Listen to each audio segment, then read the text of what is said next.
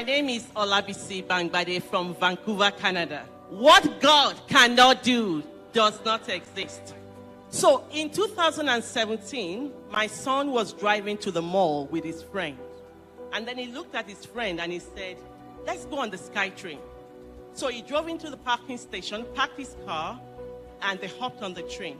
Barely 3 minutes after he was on the train, he leaned back on the train door and he collapsed.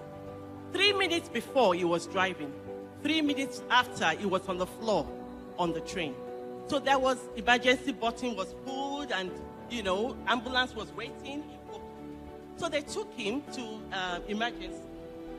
They began tests because at that time he was just 20 years of age. And he's an athlete. So what would make a young man collapse like that? So anyway, they did a piece of test and the echo showed that he had left ventricular hypertrophy, and then they queried cardiomyopathy, and then they queried enlarged heart. But they said to him, because you're an athlete and you're well, we'll just monitor you. This was 2017. Now, fast forward to 2024. He got a job, and he needed a medical fitness test to start his job, which was supposed to start this Monday. So they asked him all the interview questions, and this issue of enlarged heart came up. And they said, we have to investigate. So back and forth. Finally, they said, you have to go and repeat the test. And then I began to cry out to God.